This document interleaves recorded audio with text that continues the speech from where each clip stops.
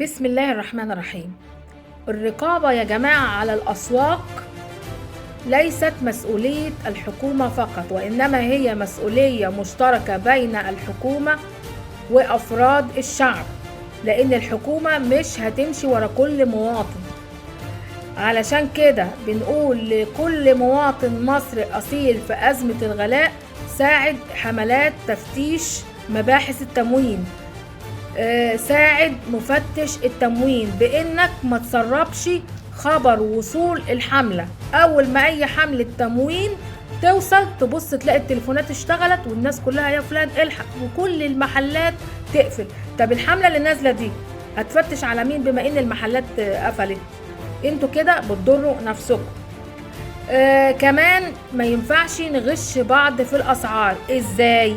يعني مثلا حضرتك وانت واقفه على عربيه الطماطم، صاحب عربيه الطماطم او البياع بتاع الخضري او اي حاجه بيبيعها، بتبقي واقفه تنقي الطماطم وبيبيع لكل واحده بسعر غير التانية حسب مزاجه هو. يعني يبيع لك انت الكيلو ب5 وممكن هي ب8 حسب مزاجه هو. فانت ما تغشيش اختك المسلمه اللي واقفه جنبك وعرفيها ان انت واخده الحاجه بسعر اقل من سعرها. على فكره ده بيحصل وبنشوفه قدام عينينا. حتى لو انت خايفه من التاجر ممكن تقولي لها بالراحه او تغمزيها، مش لازم تقولي لها بصوت عالي.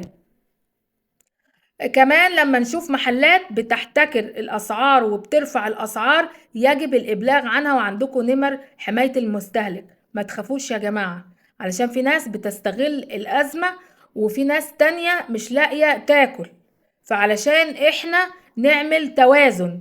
ما تخافوش، ما فيش حد صاحب حق وبيقول كلمه حق ربنا ما بيقفش في ظهره. لا تخافي من تاجر ولا تخافي من اي حد في الدنيا طالما انتي بتقولي حاجة صح او انت بتقول حاجة صح. انا عن نفسي قبل موجة الغلا دي كنت في مرة احتجت فانيش، فنزلت اشتري كيس الفانيش اللي هو ب5 جنيه. فنزلت المحل جنب مني بقول له صاحب المحل من فضلك الفانيش ده بكام؟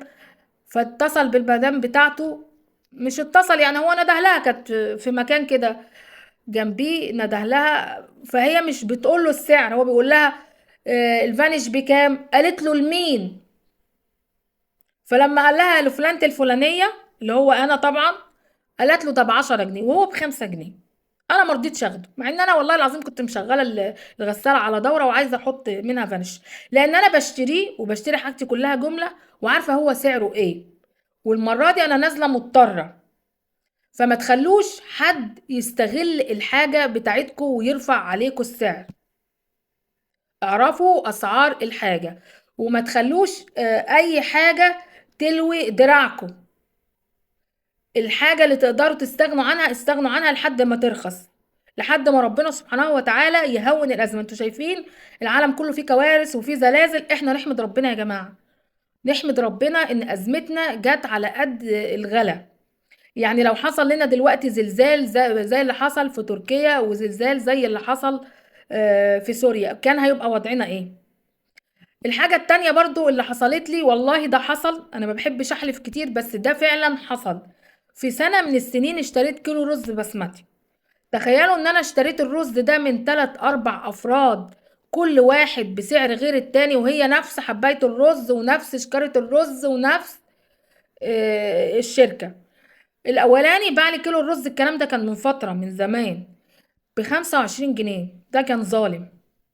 رحت اشتريته من محل تاني ب20، رحت اشتريته من محل تاني ب16، رحت اشتريته من محل تاني ب14. يا جماعة نتقي الله في نفسنا، والرقابة تكون منا فينا. الحكومة مش هتمشي ورانا، لازم نشيل هم بعض لحد ما الأزمة تمر.